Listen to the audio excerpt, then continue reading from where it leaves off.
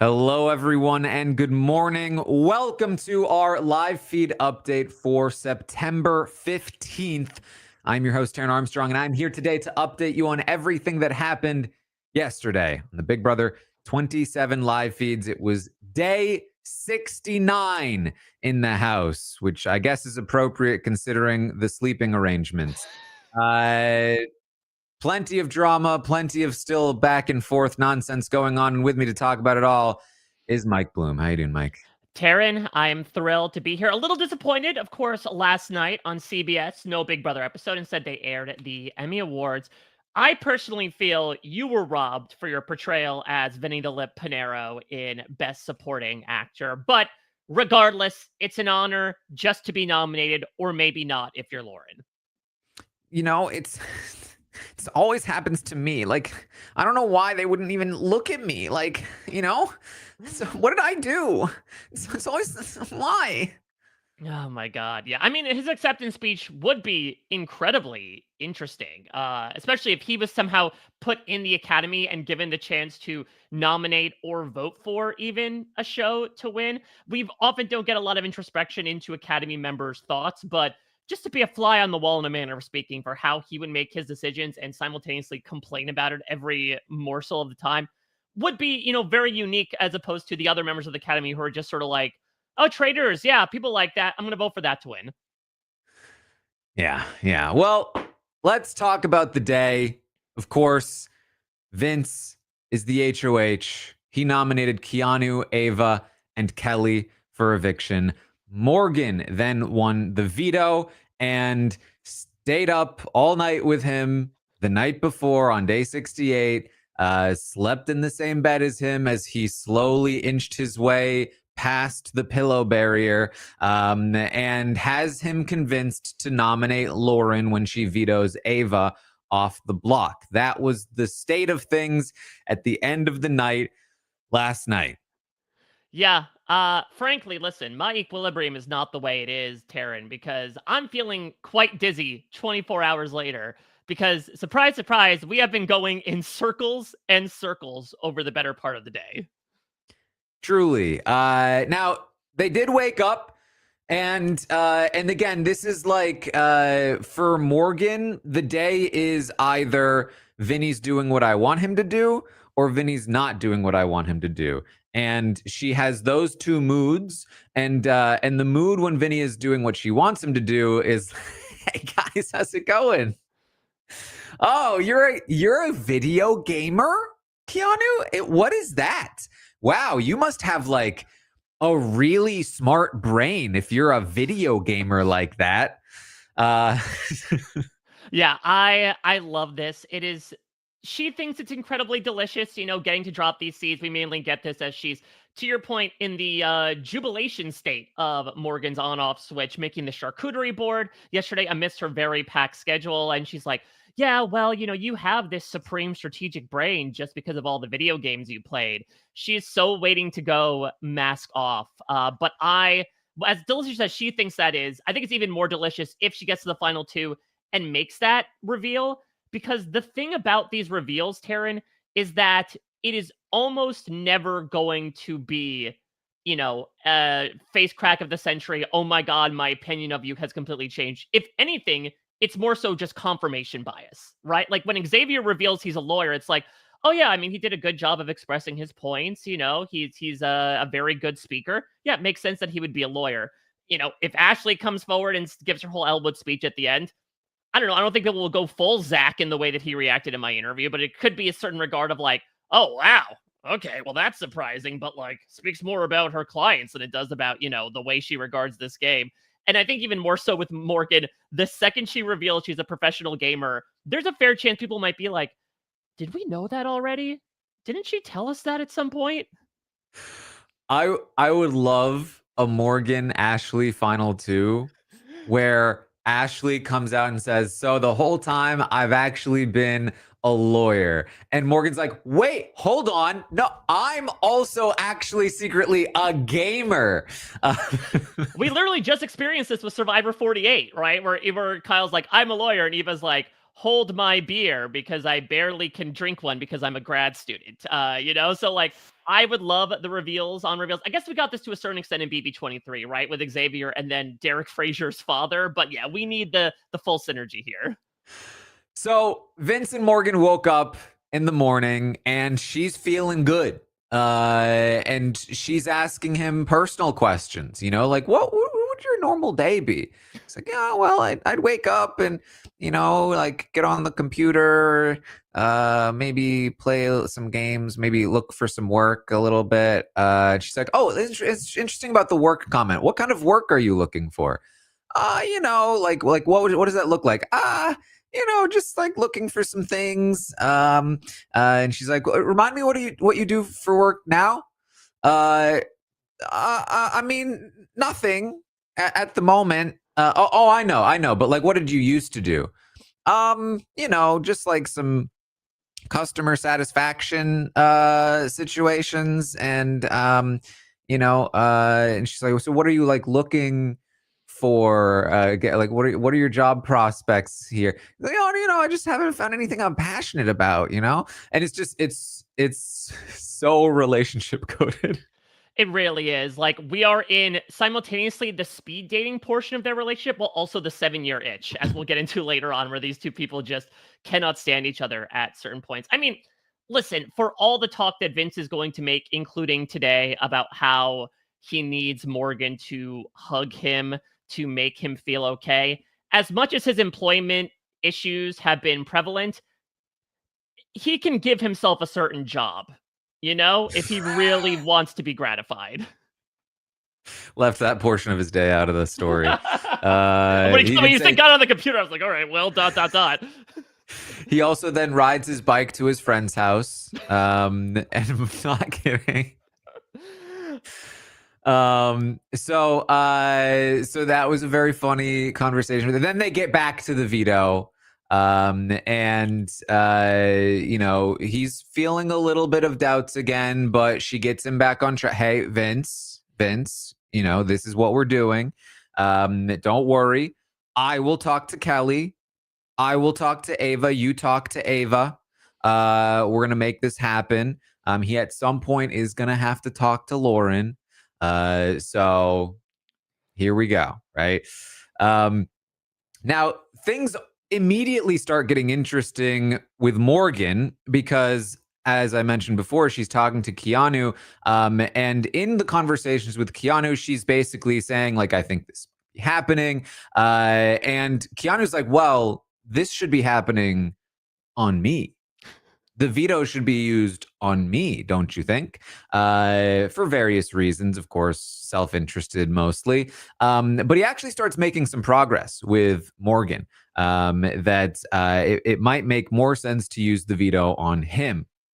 And she's starting to get excited about this idea, which has been sort of like briefly talked about before, but like out of nowhere, she just locks in on the idea, not only because like Vinny himself, the second she gets an inch, she wants to take a mile. And now that she feels comfortable that Vinny's going to nominate Lauren, she's like, well, I can push this even further. Let me veto Keanu, put all 3 of the girls on the block, and one of them is guaranteed to go home. I don't want Keanu to go home. So maybe this is the play.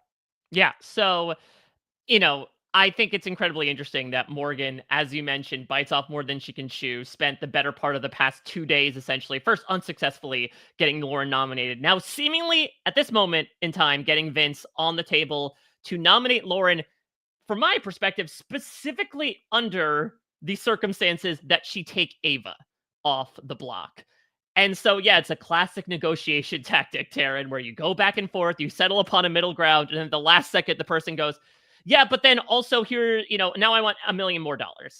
And of course, every single time it is going to go through. So yeah, I think that Morgan a bit high on her own supply at this point, huffing M&Ms like nobody's business, and decides, yeah, you know what? Keanu could be a shield for me.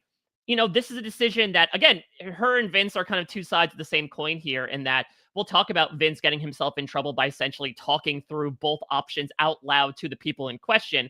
Morgan, by the end of the night, will relent on the idea of using non-Keanu, but not before expressing the idea to quite a few people in the house, including Keanu himself. Yes, and to Ashley, who expresses the very fears that we just mentioned, who's like, whoa, Morgan, no, that's a bad idea. If you do that, he's gonna put me on the block. Like that's like not part of the deal. And it's gonna piss him off. He's gonna put me up on the block. I'm sure that another part of this for Ashley is that she doesn't want Morgan and Keanu bonding like that.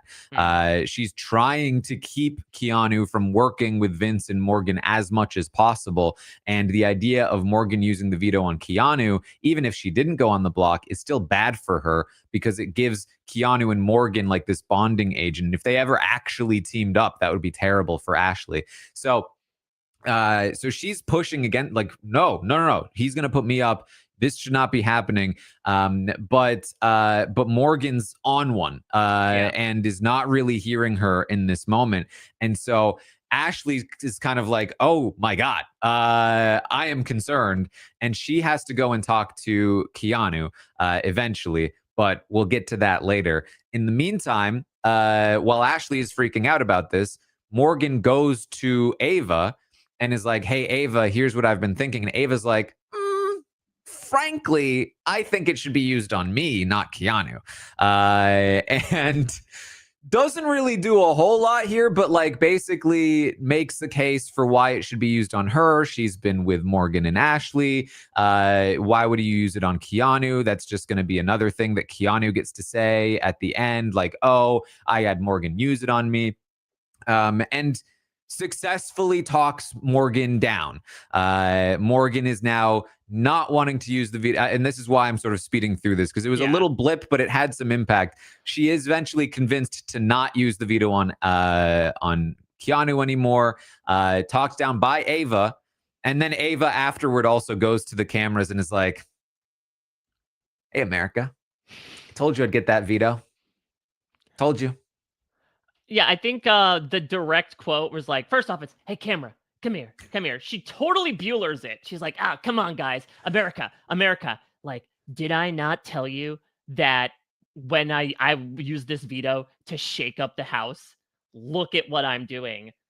Like, I don't know, Taran. Is Ava descending into, like, Victoria Rafaela territory? I mean, I think she has much better jury odds, but, like, what is she on right now to be able to openly gloat about it? And listen, it's fantastic TV to, again, be able to have essentially nothing to do with this entire situation outside of the brief nudge. You know, when she talks with Vinny later on, she will not push whatsoever on the idea that Lauren is going to go up. Surprise, surprise, it's Ava. But I kind of admire the sheer audacity of her to be like, look what I just did. The Machiavellian that I was able to do right now. Dr. Will could never. Listen, I've been done with Ava for a while, and this is, certainly, building her up too much. She's building herself up too much, and she continues to talk about how that B Rachel is tanking her chances of winning America's favorite, which she was banking on. However, I want to talk about that for a second. Sorry, Terrence. Okay. Like I posted about this last week after the roundtable because this is when Ava really pointed this out, and I'll say it again. And listen, I am sure this season now more than ever, the people who need to listen to this, aka future house guests, are not listening to this. But in case there is somebody out there, any aliens that we want to send these remote signals to, in my opinion, in the game of Big Brother, the second you verbalize your thoughts that you have the audience is the second you lose them, if you haven't already. We are a fan base that does not necessarily like those who are so cocky as to say, even again, people who feel like they have all the codings of a fan favorite. Yep, I'm definitely a fan favorite. It's tough. I know that, again, internal logic in the house, you're talking through all these things 24 hours a day. I think openly wondering about other people if they'll be fan favorites is fine. The two rules I would say is don't let that dictate your gameplay. Don't make moves based on who you think the audience will or won't like. And even if you think that you've got AFP locked up, do not speak it into existence. Your boy knows his way around being a tryhard, and people can smell that from a mile away, as they are with Ava. Yeah. Always say you think somebody else is going to win America's favorite. And even then, be careful about who you pick. Because if you're dead set on Riley, he's gotta be America's. You're all just don't talk about it. Yeah. There's no point in it. What I will say though about Ava is that she's doing okay this week, especially comparatively to many of the other players in the house. She is pretty well positioned. Vince is desperate to take her out of the game, and he finds himself completely incapable of doing so. And I put that much more on Vince than I do Ava. However, she is well positioned in the sense that she has managed to keep both Morgan and Ashley on the hook, thinking that she's with them, while also being in this Flower Girls alliance with Lauren and Kelly. That puts her in a solid position here. She is also the person now that convinces Morgan to get off of the Keanu train. I think she would have been talked out of it anyway, but she has had some success in the past when she is motivated to convince people of things, much more so than Vince ever has.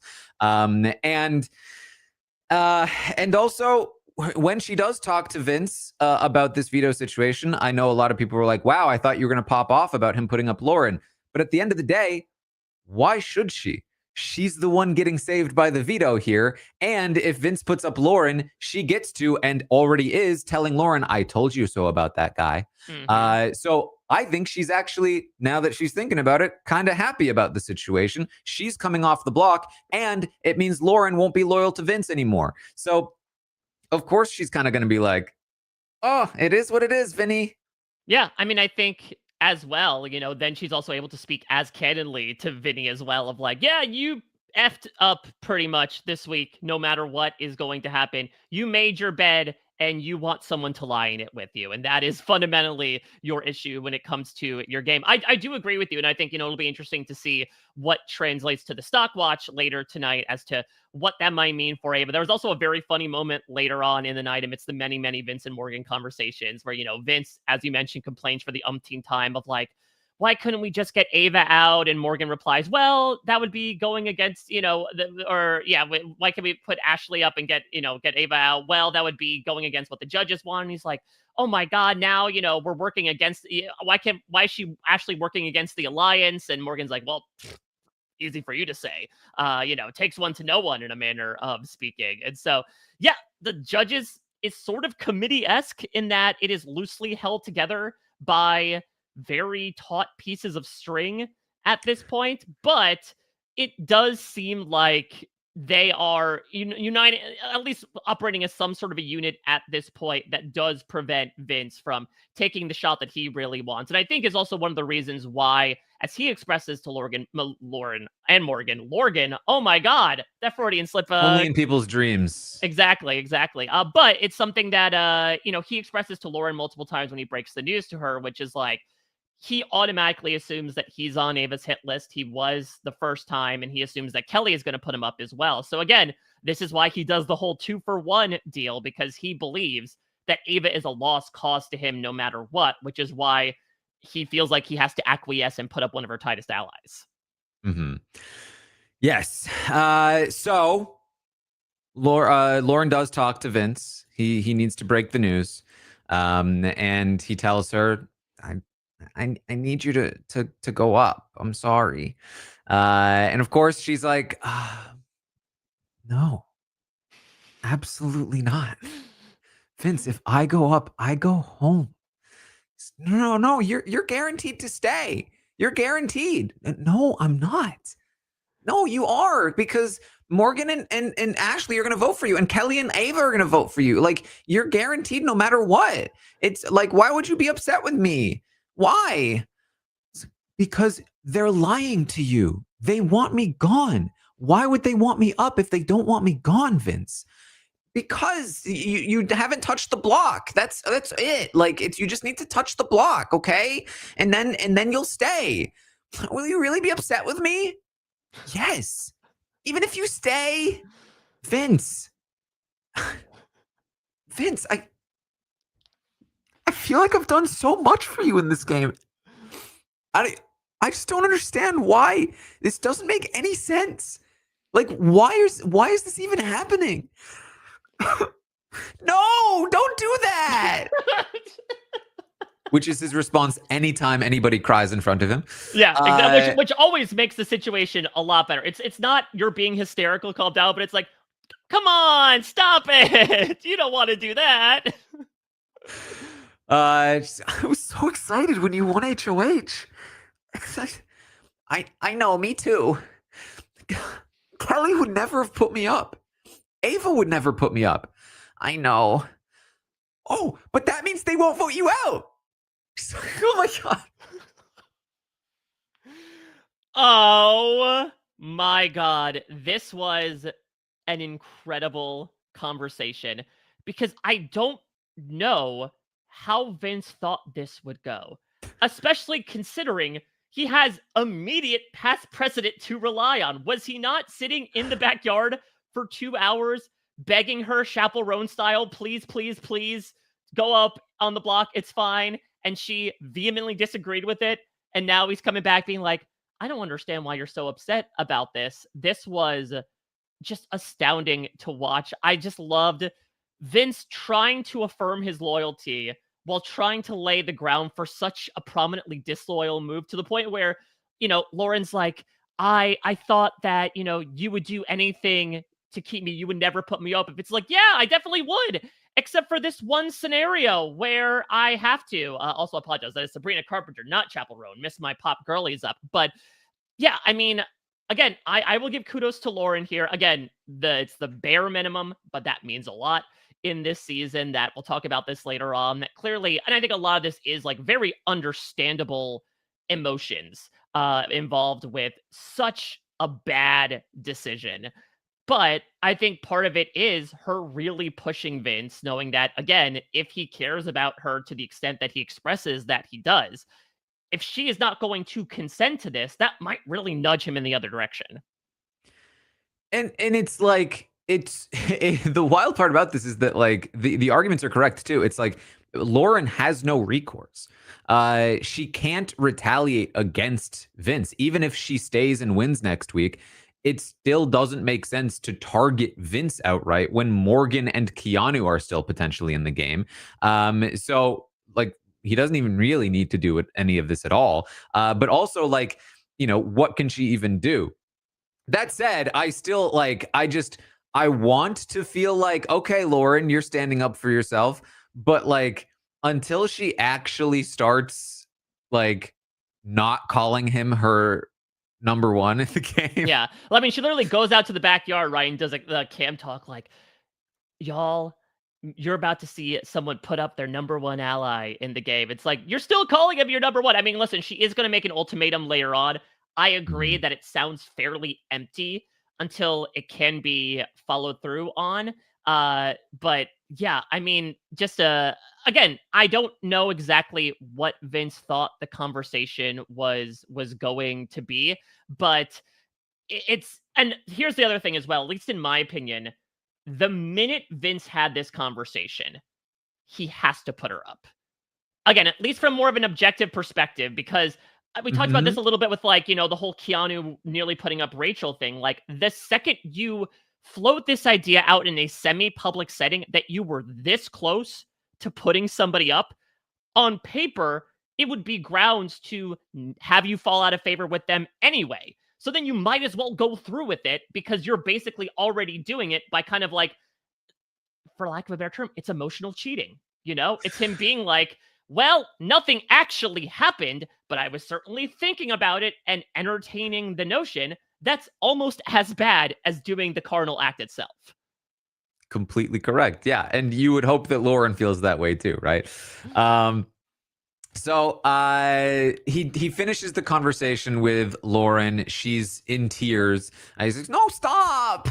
And she leaves the room because, like, by the way, while this is happening, like, Ashley is trying to talk to him, like, Vince, it's urgent, because she needs to get Morgan to not use the veto, not knowing that Morgan already has turned away from using the veto on Keanu. Morgan has also said, I need to talk to you, Vince. It's urgent, because she was planning to do it. Now is not planning to do it. And so they finally get Lauren out of the room, and Morgan comes in to talk to Vince. And when she walks in the room, he is lying face down on the bed. He legitimately, any soul he had left his body. Like, legitimately, after Lauren left, he goes over to the bed and just slumps in it, face down, like he's essentially a corpse, and they might as well draw a chalk outline of him and put him in the have-not room. Because, again, for some reason, his wild expectations of how this conversation would go did not meet. And so now he's like, oh my God. I mean, he'll cite later, right? Like, 69 days, every conversation we've had ended with a hug. Now she storms out of my life. This is his worst nightmare. Yeah, Morgan comes in, sees him laying on starts rubbing his back. Are you okay? It's just a losing situation for me. This is the most mad I've ever seen Lauren. She's fed up with me like everyone else. Yeah, 69 days. We've always ended every conversation with a hug. She won't even look at me now.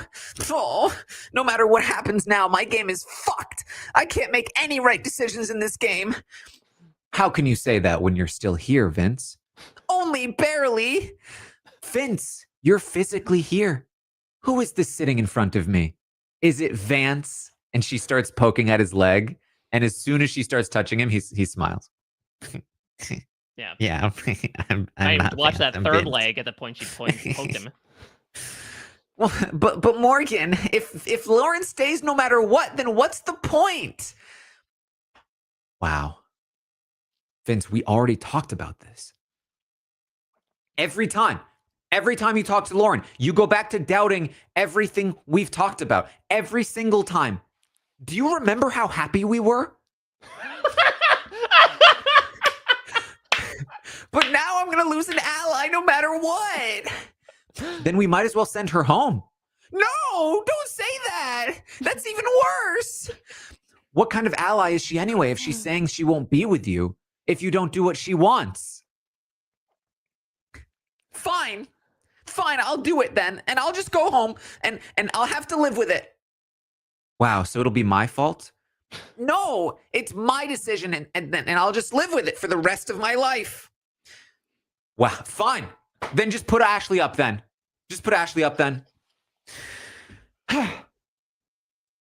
She just sits there with her head in her hands. For like 2 minutes, like just pure silence. And you can see Vince like slouch, put his arms out, and start getting slowly. He desperately wants to touch her. He legitimately like flops his arm onto the bed, palm up, waiting for, her to take it Mr. Darcy style. And she is just refusing in this moment. So he decides to tell her the one thing she needs to hear in that moment. Morgan? Yeah. Use the veto on Ava. I'll put Lauren up. Can I have a hug? Subtext, Vince! Subtext! Don't say the quiet part out loud! I just hate when we're not together, like on the same page,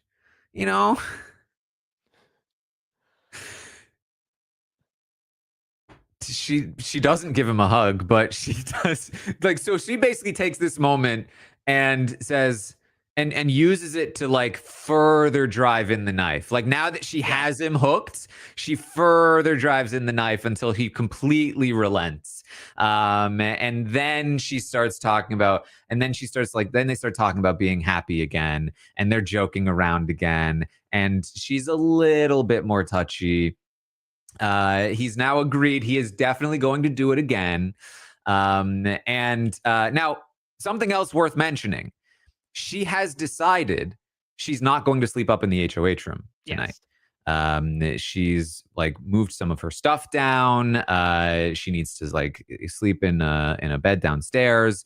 And of course, everyone's been waiting. How long will it take for Vince to try to get her to come back up? And so it's in this moment that he says, what? Sorry. I was about to just make a bad joke. Oh, I think I know where you're going with this. No, you don't.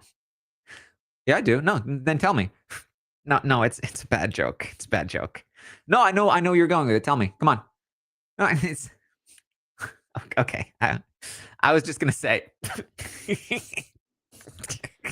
I was gonna say. Are you gonna sleep downstairs now that you're done taking over my HOH? Oh God.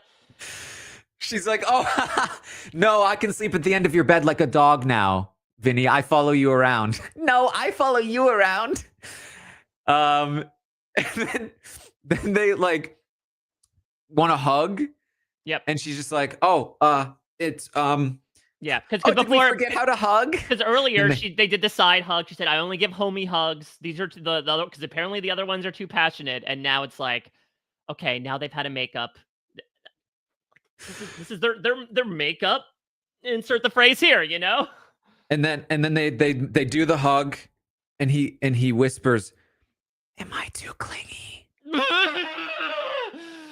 And she's like, "Oh yeah, you're too clingy, Vince. Okay, I'll go hang out with Lauren then." The weird thing about Vince is that in both of these settings, the common denominator is self-loathing. You know, even when him and Morgan are more copacetic, he still is punching himself in the face. You know, even during this moment when they're on the same page and Morgan's like, Vince, you gotta stop calling yourself a piece of shit. Like, you know, he reads like a phrase from a tea bag that's like, you know, do what you want, speak to your gut. And he's like, yeah, that's your motto. He's like, my motto is that I fuck everyone over and I'm such a loser. And it's like, if this is you when you're happy, this is just a constant state you operate in at this point. What's your blood pressure, sir? It's I said it. I tweeted this out. I was just like, there's genuinely no way that I can properly convey how ridiculous and unserious these two people are in their interactions. There's just no way. If you're not watching this, I can only convey to you the smallest piece of it. And the wild thing is, the people that are not watching are like, wow, you're really exaggerating. No.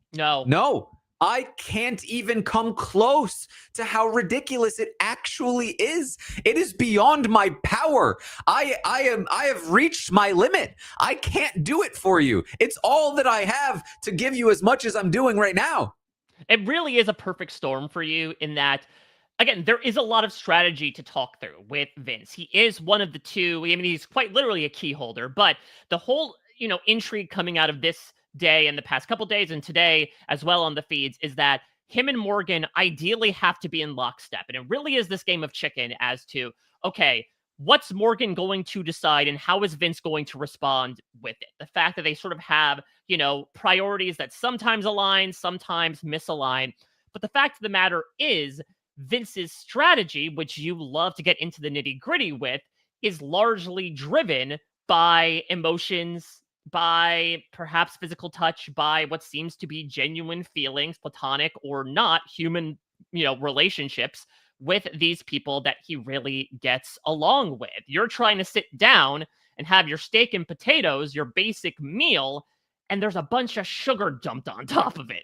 You know, you're not used to this seasoning and you're having a really difficult time digesting this, especially considering that you're eating this sugary steak day after day after day. This has been a non-stop cycle that has only been exaggerated over the past couple weeks, with these examples being more prominent of Lauren versus Morgan and Vince being the one to have to make the big decision this week.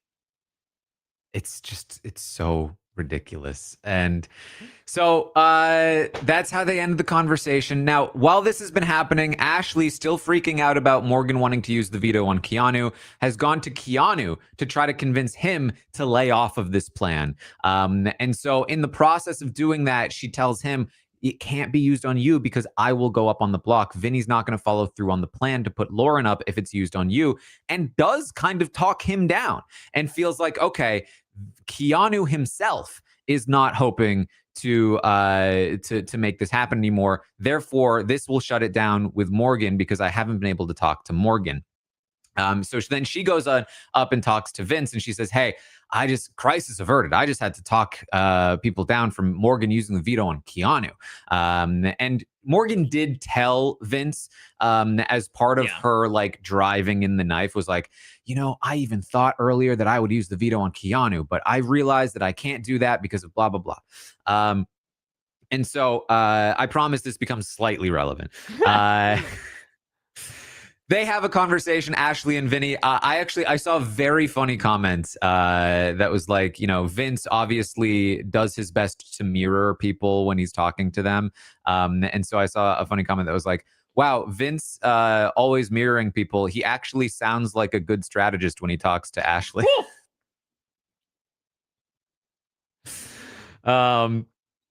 So they talk a little bit about numbers and everything, and she promises she will keep Lauren for him, that otherwise she would be wanting Lauren out, but for the alliance, for him, if he puts up Lauren, she will 100%, she will not turn back on it. She will vote to keep Lauren. That's what he needed to hear. And so, the conversation goes well. Yeah, for now. Again, you talk about the mirroring, but something we also know about our good friend Ashley Hollis, she loves mess. And she ended up creating some, again, to your point, fueled on by this paranoia that she could be going up. Decides to do one of the 10 commandments in the Big Brother house, and she firmly breaks it. If you don't want something to be spread around the house, do not tell Keanu. Yeah, I mean, this is again, like I said it yesterday, that like she is taking over Rachel's role, and that means that Keanu is going to continue to get in the way of both his and her game, because Keanu is going to go up trying to get the plan to happen, and of course just further gets in his own way. He tells Vince that he's heard that if the veto is used on him, that Ashley will go on the block, and Vince is like, who said that? And he's like, I don't want to say. He eventually says, Ashley told me. And now Vince, why would Ashley say that? And just further gets himself and the people that he's trying to work with in trouble, as Keanu does. It wouldn't be a day in the Big Brother 27 house if he wasn't making a big mistake for no reason. Well, and also the fact that, again, as you've talked about many and many a time, he has such an over-reliance on this very one-sided friendship with Vince. I mean, around towards the beginning of the day when people are waking up, he's going to make this big pitch to Vince about like, if you don't put Lauren up, you're making a second play, you're playing a second place game, and like, you got to get rid of Lauren because you already have 2 shields in this game. And it's like, again, Keanu has such a weird kaleidoscope view of the house in that Lauren is not a shield.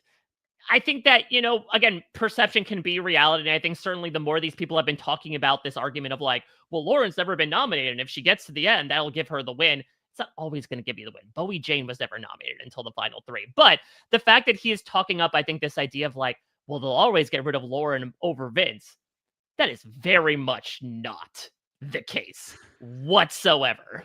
Yeah, and I think that a huge part of this very false narrative that like, Vinny seems like an absolute fool, but somehow it keeps working. It all stems from the fact that Keanu is the one that keeps going back. Like, Keanu is the reason why people think that Vince is anything in the game. But again, the only reason that's true is because Vince is the only other man left in the house. When Riley was still there, Riley was beating Vince for Keanu's attention, affection, and loyalty. Riley was better than Vince at getting Keanu. And if Keanu is Vince's crowning achievement, then I think that speaks volumes to Vince's game. But this narrative popped up specifically because of specifically Keanu. So Lauren, of course, is still reeling from her conversation with Vince, is talking to the camera. My final 2 is going to put me up. apparently. She talks to Kelly about it. She's pretty frustrated. It's really hard to hear this conversation, though, because they're in the hot tub and Big Brother apparently is not telling them they need to like put their mics around their forehead or whatever they Well, used to do. listen, we saw a couple seasons ago how microphones and hot tubs do not mix. So they just want to keep it as far away from the body of water as possible. But she's expressing some significant frustration, and how she, really would have been loyal to him. It's not clear yet, like, how loyal she might be to him, even if it doesn't happen now. Hopefully, we'll get some amount of insight from her diary rooms, perhaps. Who knows? Yeah. I would imagine, from my perspective, that she was already considering going with people like Ava and Kelly to the end. I mean, I think she wanted a final four of Ava, Kelly, Vince, I mean, and yeah, that's something herself. that's something that she's been pitching for the past couple days, right? Kelly's going to Yes, try to and pitch it as well. yes. But like who she actually took to final two, I think was him. Despite being aligned with Ava and Kelly, I don't know if she was really considering other options by the time she had gotten to where she was before this week. I don't know if the events of this week have changed her mind on that at all. I would certainly hope so. But she's really so averse to betraying anybody, and the fact that they have been working together from very, very early on, I think she really desperately had this picture in her mind of being loyal to one person all the way through. So who knows? But Ava, of course, is like, girl, I've been telling you. And Lauren eventually musters up the courage to say, you know what? I'm not going to just take this. I'm going to go and talk to him again. I'm going to try to convince him to put up Ashley if Morgan's definitely using the veto instead of me. And so she goes upstairs and just camps out in the HOH room and refuses to leave until Vince comes up and talks to her. And he spends a long time procrastinating this task. Yeah, who would have thought that he took a page out of Ashley's book and, ironically enough, on his own HOH spent 2 hours in the shower? Because we get this standoff between Lauren and Morgan both hanging out in the HOH, and it really, Taran, just hits the point home for me. And again, I will give the bare minimum kudos to Lauren for pushing back the way she does, especially in this upcoming conversation. But I am a little astounded that she has not had the foresight to have a conversation with Morgan. You know? Like, at least in The Boy Is Mine, Brandy and Monica talk to each other. You know? There was no third person in the room. It just seems like such a missed opportunity to, especially when you were in that space. And even with Vince, if she overhears in the room, this is his dream come true, to be like, okay, listen, you've got the veto. Let's try to work something out right now. It's at the final 7. There's a double coming up. Let's keep each other safe. How can we make this happen so the three of us can get to the end together? It's okay. It's fine if you break that deal later on. It just feels like leaving so much money on the table that your game is in the hands of these two people, and you are actively not brokering any sort of strategic acumen with 50% of them. Yeah, it's incredibly frustrating, and it's the reason why I cannot feel bad for her in this position, because yeah, that the whole point, the whole problem is that Morgan really wants this to happen. Give her any reason to doubt herself, even just the tiniest bit, and she just refuses to do so. It's like it's not even a consideration. It's not like she's thought about it and decided against it. It's not even something she has considered doing. She only can talk game with these specific people, and that's just the end of it. And so yeah, it's incredibly frustrating. Yeah, I mean, the fact of the matter is, and again, perception is reality. I'll be intrigued to get your thoughts about what happens after this week if Lauren gets to the final 2 and what her prospects look like versus last week. But like, they're talking about how she has this great social game, but there seems to be mounting evidence that she has not actively talked with, game or otherwise, half of the jury at this point. And that feels like a rather large mark against you, considering those are the people voting for you to win 750K. Mm-hmm. Now, she does go and finally manages to talk to Vince. He finally comes upstairs, and I will give her this.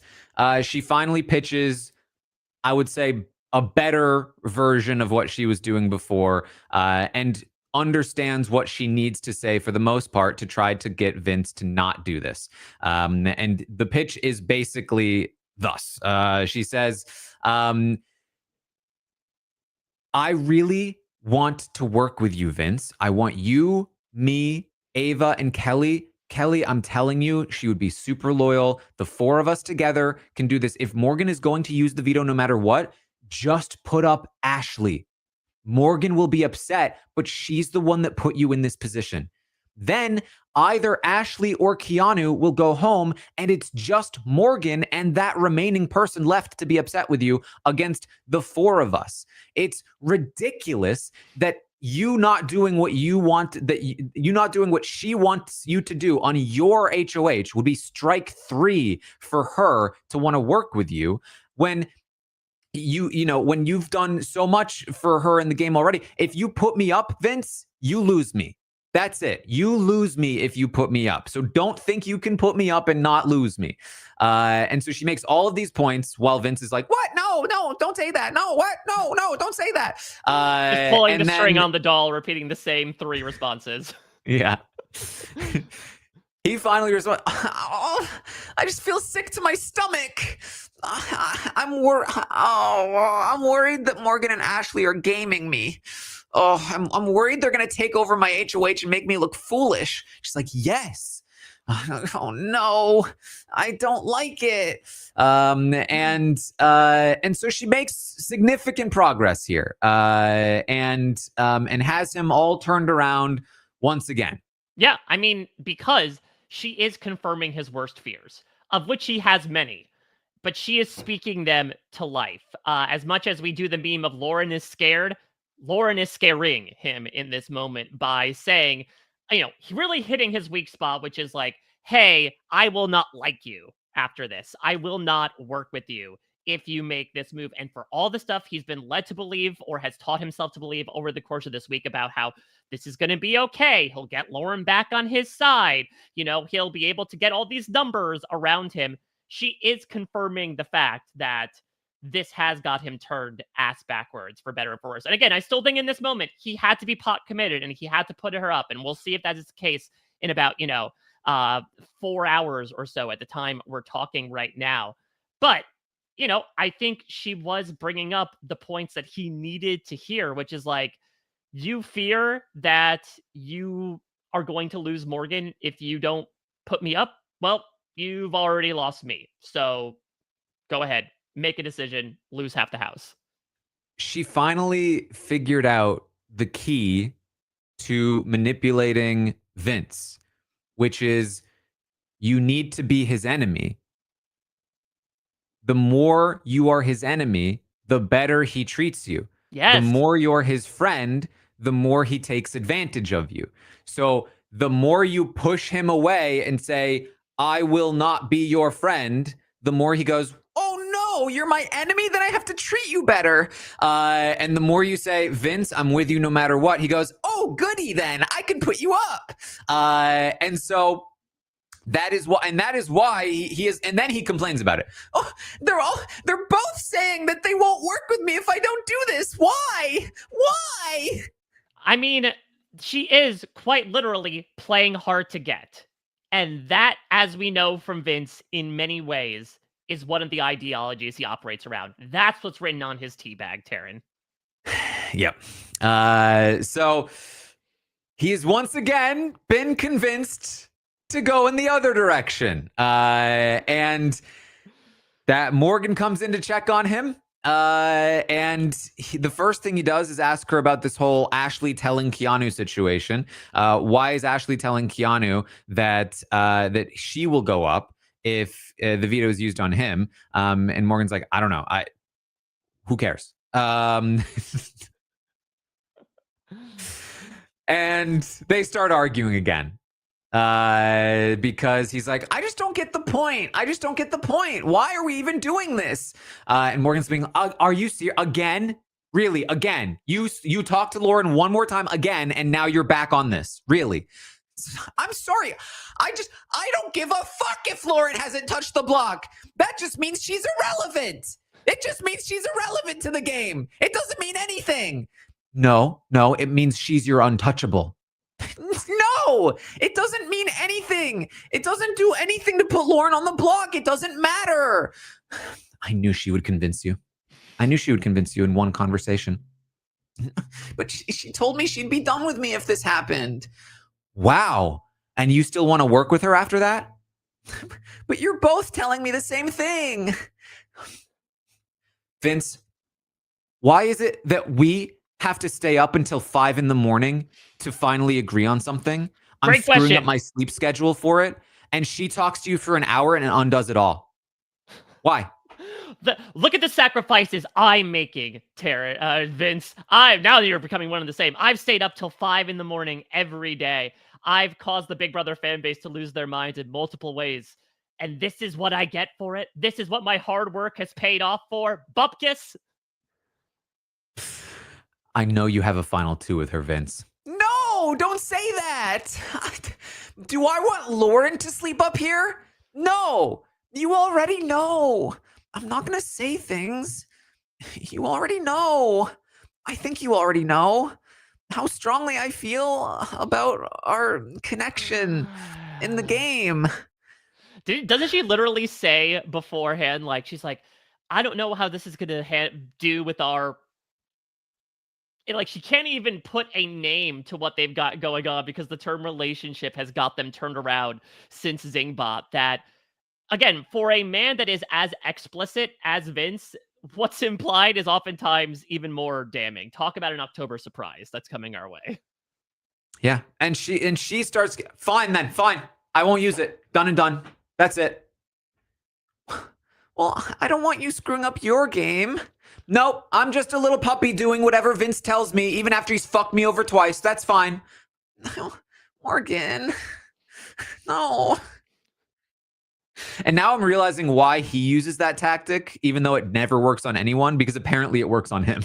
It really is. It is this thing of like, hey, this helps get me to appeal to people's, certain arguments. So maybe if I try it to them, it'll work just as well. And I don't know if Morgan clocked that or if she is genuinely just so frustrated at this point that she basically is just going to throw the veto away. But hook, line, and sinker. And I love the moment when she storms out and Vince waits a grand total of 30 seconds. And he's like, God damn it. And as he slowly, Mr. Rogers style, like puts on his shoes, gets his hat on, like, I guess I gotta chase after her, but I'm gonna take my sweet ass time doing it. Mm-hmm. Listen, it continues to be ridiculous. It continues to be the same stuff. It's just more and more and more of it. This goes on for a very long time. There's an intermission. There's more of it later. She is, in fact, sleeping up there again. Yep. Toward the end of the conversation, there's really not even much of a conclusion that is reached. She does eventually get him back on board to do it, but he's going to need to talk to Lauren about it. And she says, if you talk to Lauren about it, she's just going to convince you to not do it again. And he's like, no. And so that's it. Like, that's that. I'm sorry. That's all I have for you. Yeah. Because there's just going to be more of this, and it's just going to be who talks to him last. So Morgan better, stake out the diary room. I don't know. Oh, that's a great idea, actually. Maybe she should have taken the pillow and blanket into the diary room and camped out in that hallway, because as we know from Ashley, right, like, you could just stop people while they're in limbo in that state. I mean, yeah, this is the equivalent of, like, when you're watching a streaming show and you, like, X out of it for the night and you come back and you're like, wait, I already watched this episode. Why is it starting all over again? That's been the past few days of this. However, I will say, in the midst of this, when I was on the Stock Watch last week, and again, I think this season still took an incredibly sizable hit by, frankly, the atrocious and asinine streak of production decisions that were made. But given the fact that a week ago, things were pretty much at a standstill with any sort of strategy, there's at least some incredibly frustrating strategy to talk about. Yeah, I don't know if I'd call it strategy, but there's definitely stuff happening. There's a lot of human drama that is surprisingly baked into this. A lot of human chemistry drama. There's a lot of chemistry happening where it's just acidic, basic reactions happening every couple of hours over and over again. And so it's at least kept me interested in watching the feeds, even knowing that the conversations are going to have the same result to them. There's bound to be some sort of pathetic response to Vince. There's bound to be some sort of reaction where Morgan takes things from 0 to 60 and basically gives an ultimatum and says, fine, I guess I'll never be your friend anymore. There's going to be a time when Kelly awkwardly sticks her bucket hat in the door and is like, hey, I've been waiting here for 6.5 hours. It's been an endurance competition. Can I talk to you about the fact that I don't really know what's going on? There's been some stuff to watch on the feeds that has been truly unbelievable in every sense. And so I really do think that this was kind of a perfect week in terms of wins. The fact that these two are the ones in power has made this week so much more interesting, especially in a phase where it's all going to essentially come down to the blockbuster anyway. They are, despite the fact that this 2-hour episode is going to be stuffed anyway with an HOH, nominations and Power of Veto on Wednesday, they are giving license, Taran, to make this a cliffhanger because there is so much back and forth. They are giving so much material as to who actually is going to go up. Yeah. It's just incredibly ridiculous. I even like when he was talking to Lauren, he did promise her she was not going on the block. Then that came up in the conversation with Morgan. She got even more mad. They talked about how he needs to now break that promise. So Lauren is like back to thinking she's good. And he's going to talk to her again in the morning about nominating her theoretically. Just generally the ceremony has been at about 10 or 11 Pacific, which is in about an hour or two at most. They're not up yet at this point. So listen, it's gonna be just ridiculous. And this is what I tweeted out this morning. I was thinking about this because obviously we've been calling this the worst strategic cast in the history of the show. And then all of a sudden the coup de hamster wheel comes around and completely destroys the integrity of anybody's winning game, at least the people that benefited from Rachel leaving. And I was thinking about, and I was like, oh my God, at least 3 of the 7 people in this house will be at the very least in the running for the worst winner in the history of the show.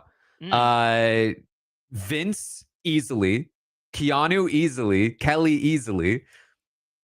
And when I made that tweet, people were like giving 5 different names, 6 different names, because there's at least, because the at least is doing a lot of heavy lifting there. Yep. Because you could easily make a case for Ava, for Lauren, maybe even Morgan. At least she's trying. And there are some Ashley haters, but I would not say Ashley at this point in time. And it's just genuinely, it's such no winner of the show has ever been as bad as Vince, Keanu, or Kelly. Just straight up. We talk about how twists have ruined the sanctity of wins here or there. Evil Dicks, Jordan's, Rachel's herself. But those are still nowhere close. First of all, there's still a twist that ruined the sanctity of a win here, on top of the utter ludicrousy that is the gameplay that these people are doing, on top of the fact that they have such a terrible cast to begin with. And yes, there's Jag. But you know how much this pains. I know, Taran, this gives me so much pain right now. Even Jag at this portion of the season was not nearly as bad as Vince is right now. Even Jag would not have made these kinds of mistakes. That's the thing, is that usually in a Big Brother season, people have their feet under them 2 months in, right? To your point, sometimes with those winners you were talking about, either they stumble out of the gate, an A-baller situation, or like they get into trouble and then something gets thrown in at the last second to help their game. You mentioned Rachel being a prime example of that, but even Rachel herself, was screwed at that final 6 were it not for Pandora's box, but she was able to help win herself to the end through competitions. Evil Dick was able to maintain this grip of the game with Danielle. And to your point, it's less so about the fact that, like, okay, these people were helped by a twist. It's also what you do with it. And again, while you think that a player 69 days into the game would be at least at a bit of a trot, Vince is tripping over his own shoelaces, and he's the one refusing to tie his shoes. He thinks that he can keep running and he can still maintain a good pace, but there are several things that he has not done up to this point that is tripping him up, that makes things so instrumentally harder for him. So yes, I do think that in the past, people have succeeded due to circumstances that are out of their control. And that is, to your point, what makes this so wild is the fact that there's that, in addition to the fact that there's not a lot to also show for it at the same time. I think that when we look at next season and how people look back on this, I'm incredibly intrigued to see how this is going to be received, because I do think that players tend to kind of broad brush a lot of winners' games, right? By being like, well, clearly everything they did was successful because they won in the end. And that, frankly, is insulting to obfuscate sometimes up to 100 days of gameplay that can be rife with errors and should be picked apart and can be examined as to what to do and what to not do. Big Brother is not a zero-sum game. You earn a nice sum of money at the end, but it is a culmination of so many micro and macro decisions that you make that it is never going to be, especially in this instance, looked upon as you could be a good winner, but it almost always depends on the circumstances that you're with, the people, the places, the timing. Nowhere is that more indicative than this particular season. Yeah, we say it all the time. Somebody has to win. And when potentially 5 of the 7 winners would all be the worst, one of them has to potentially win, like that's just how things go. So anyway, anything else to bring up from yesterday, Mike? I did like, again, the conversation between, well, first off, Kelly was on one as well. A couple of moments. Obviously, this was a big Lorgan Vince day, understandably so. But Kelly talking with Keanu, comparing Ashley to Dr. Will. Again, tell me you haven't seen Big Brother without telling me you haven't seen Big Brother, considering that just going off of comp record. I did love the conversation that Kelly had with Vince, where Kelly's trying to strong arm him by being like, don't put up Lauren, or I'll force the tie and you have to get rid of Keanu. And Vince is so beaten down at this point. He's just like, do it. I don't care. Sure. Why not? He's almost excited. Like, oh, so you're definitely keeping Lauren then? Like, it did not land the way Kelly thought it would. Yeah, exactly. Which again, she's like, wait, you want that? To the point where even in that conversation, Kelly's like, I feel like I stopped playing the game this week. And that's the other thing about this all as well, is that this is the sidecar to the motorcycle. That's what makes this week even wilder, is like, yes, there is a fair chance that if Lauren goes up, that she could possibly go.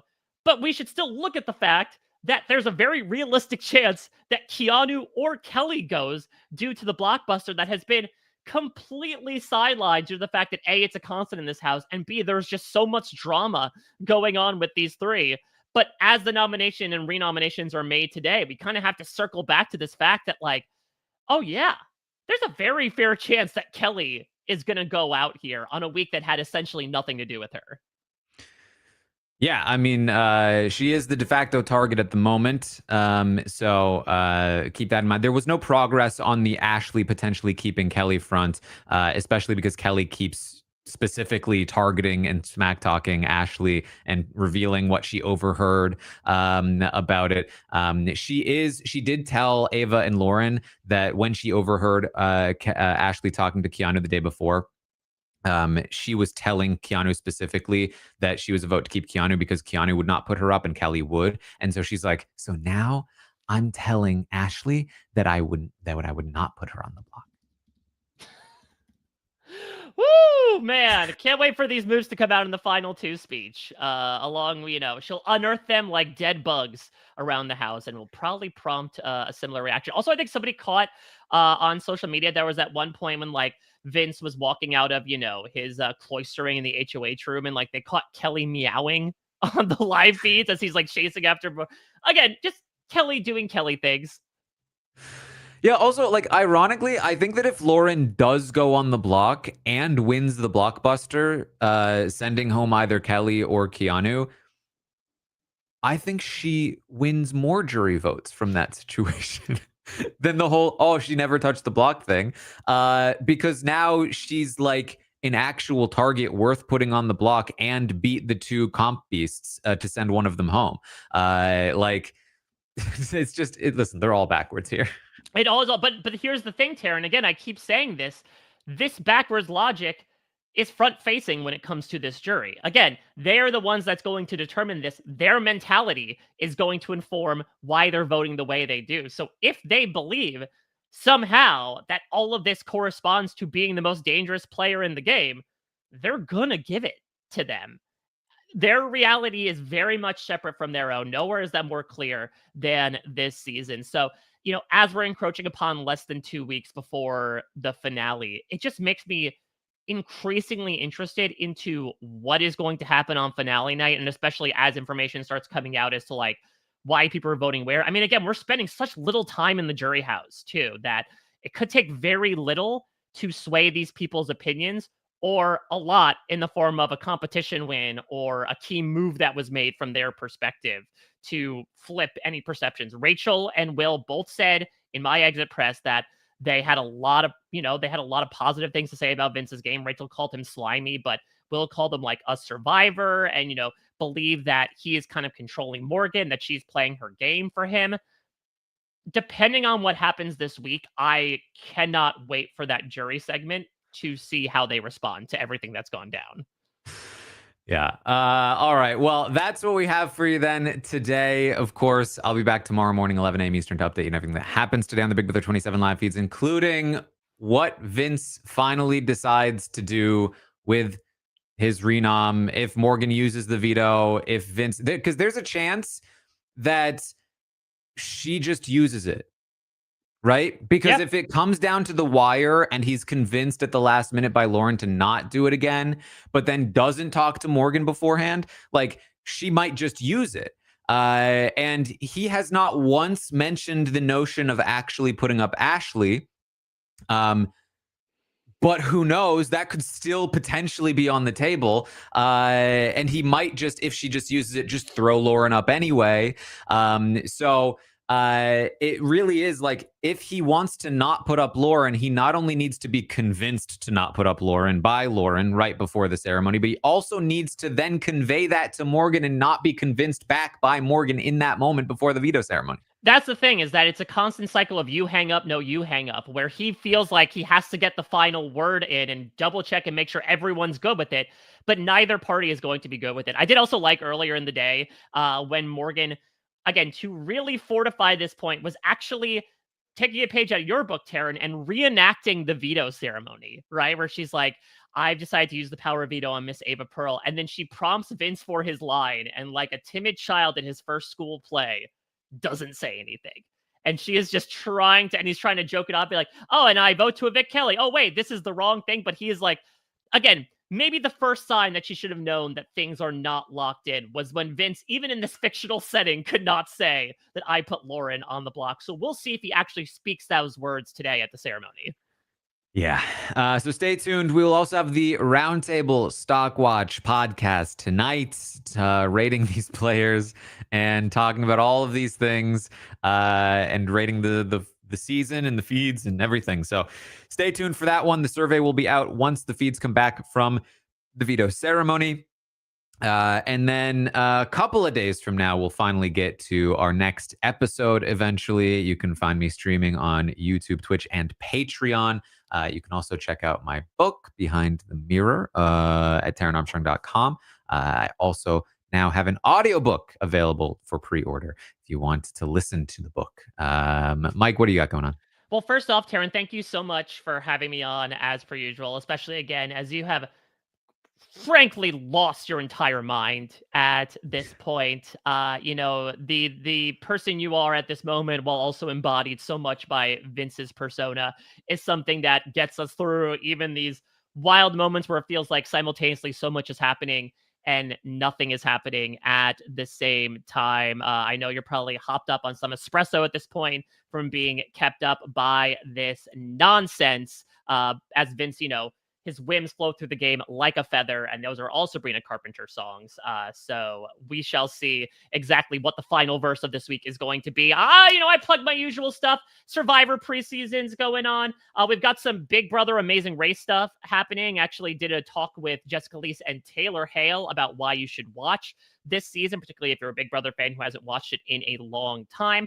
But I'll give a couple of other plugs right off the bat. Something I forgot to plug last week with all the podcasts I was doing was that Survivors play Blood on the Clock Tower. Taran, I know you are a big fan of Blood on the Clock Tower. We've done a series over the past, you know, few months or so where a bunch of Survivor players get to do it. And if you love the messy chaos full of questionable decisions of the Big Brother 27 cast, you will want to check this one out. I got the pleasure of getting to swing in to host on this one and just sit in the cat's bird seat in the Taran Armstrong position and just watch all the madness unfold. So check that out over on the RHAP Has a Podcast YouTube channel. The other thing is that the Emmys, as I mentioned at the beginning of this, were happening last night. And so I'm just going to actually, right off I get out the line here, do a quick reality flash about what happened last night. You know, all the big major wins, the snubs or snuffs as they were. And I don't know if you saw this, Taran, perhaps a little bit of talk of Rachel Riley. She made her way into Emmys discussion some way, somehow. So if you want to find all that out, go check out therealityflash.com. Otherwise,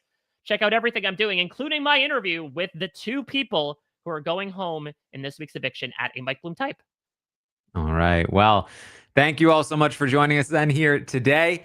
And I will see all of you next time. This is RHAP. We know reality TV.